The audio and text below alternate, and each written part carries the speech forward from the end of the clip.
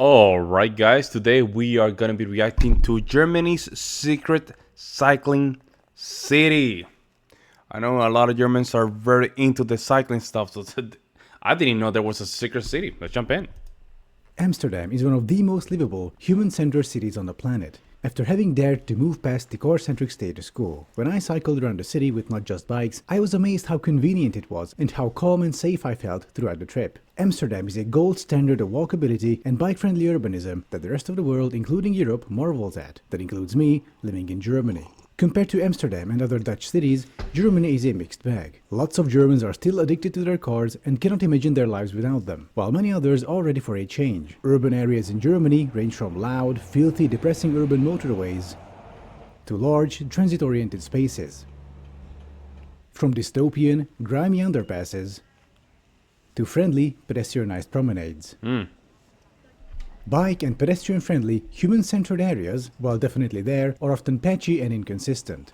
For now anyway. Compared to the gold standard of Amsterdam, German cities are still far behind. But what if I told you, we are not in Amsterdam? This is Leipzig, Germany, a city that makes no excuses when creating truly bike-friendly, human-centered spaces.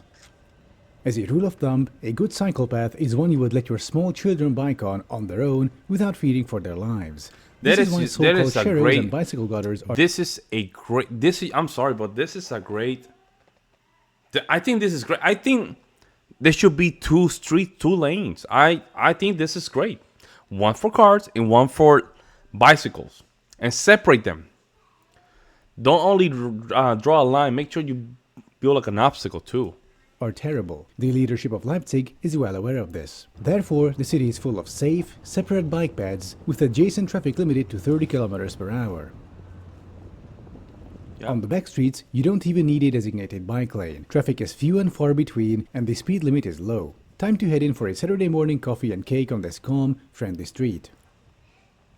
And while we're sitting here, I would also like to thank Atlas VPN for sponsoring today's video. Okay. Atlas VPN offers a service that is able to $1 per month.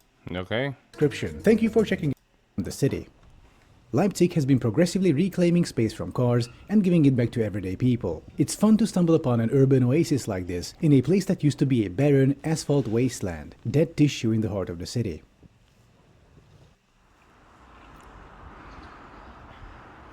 Though apparently some people came out to protest against taking away their free parking spots in 2019. One of the signs says, "We want equal rights." This is very funny when we consider that in inner-city Leipzig, where this protest took place, only 25% of trips are made by car, yet cars dominate the majority of public space. At least they did back when this protest took place. Trying to chip away at this outrageous privilege by turning an asphalt wasteland into a social space, and dozens of entitled snowflakes will come out to scream at you for it. Unfortunately for them, it's not up to the silent majority to conform to the excessive convenience needs of an out-of-touch, loud minority. As the saying goes, when you're privileged, equality feels like oppression. Sorry snowflakes, but in Leipzig, your time is coming to an end. The car-centric hard times have created strong men who are now creating good times, which will then create even more strong men via clean air, enough movement, and low noise pollution. Biking in Leipzig is simply pleasant. That was good. I have to admit, he caught me off guard with that one. Cyclists are almost always separated from cars, and the motor traffic speeds are limited for safety. Areas where this See, bro, this is me, right? I would create, not here, right, but something like this.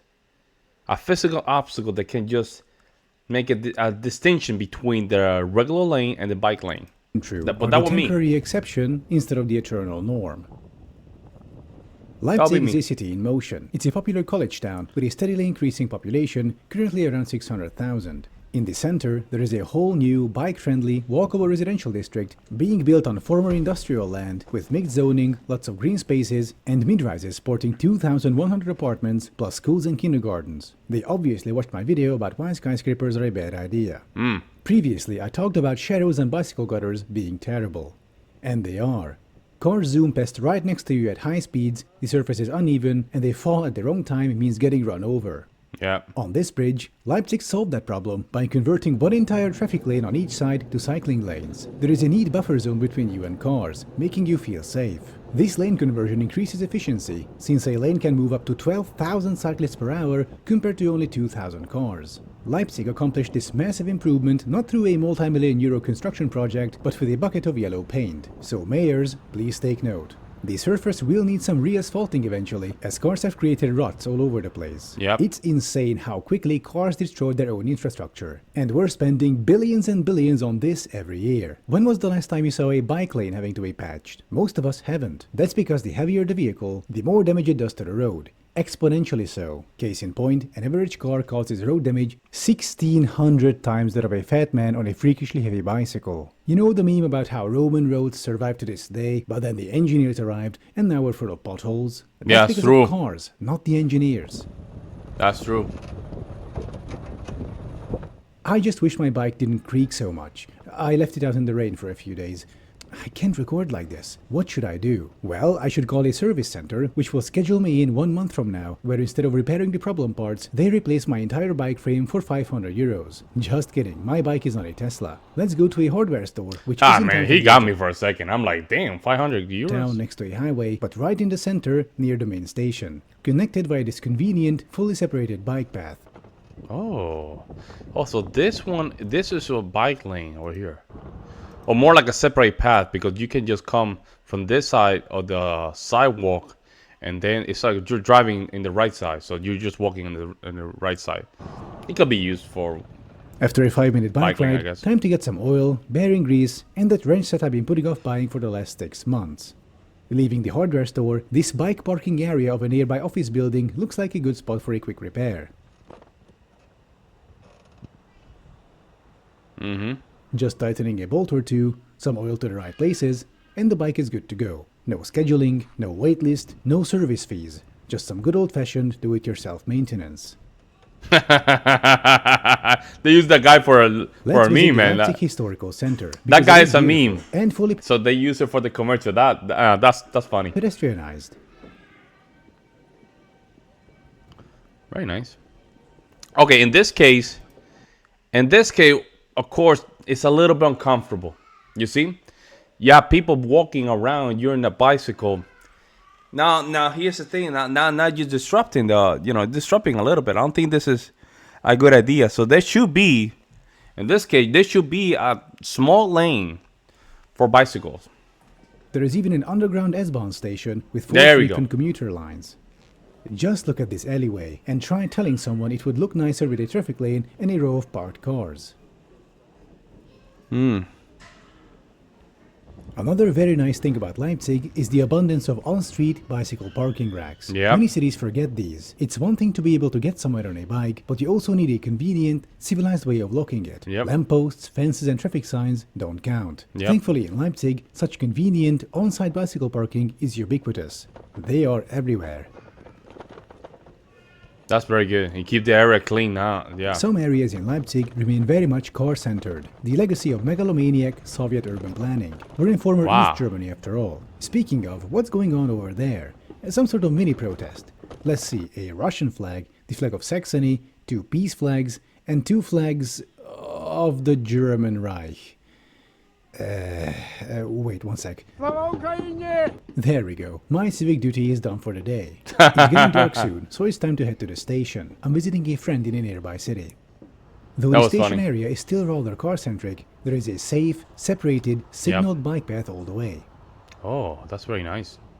Oh See, look, that's very smart. the old underpass. I'm glad they've cancelled it. Underpasses are just a way to expel human beings underground so that cars can rule the surface world. Good riddance. Our journey ends at Leipzig main station. A huge, And how is that a bad idea? Am I missing something here? impressive building. That's beautiful. Gorgeous. It even has an underground, multi-level mall integrated into it.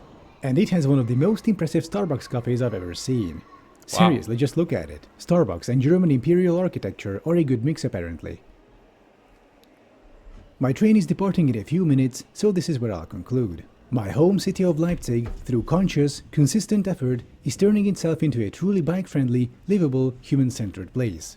Instead of bullshit solutions like Sharrows, they actually do what needs to be done. Yep. And the city is better for it as it tailors itself to the silent majority instead of a loud, entitled minority. The amount and coverage of bike-friendly infrastructure is almost unprecedented in the country. This is why I'm calling Leipzig Germany's hidden Amsterdam. Have you been to German cities that are as bike-friendly as Leipzig? Let me know in the comments. Yeah, that's very interesting. I didn't know this. This is great. This is great. That's very good. The fact that they're putting a lot of emphasis. Listen, I wish some of at least the cities were more bike center, right, in the United States. Um, the infrastructure here is a little harder to make, right? Because where I live, you want to go to downtown, man, you have to go almost. I would say what to downtown from here in bicycle, probably an hour and a half. Probably it will take you. I mean, it's not practical unless you live in downtown. I think I agree with them. If you live in downtown, it should be like a bike friendly area. And then if you have a car, you have to pay for your parking space, right? Let me know what you guys see in the comment section below. Like always, guys, I will see you next one.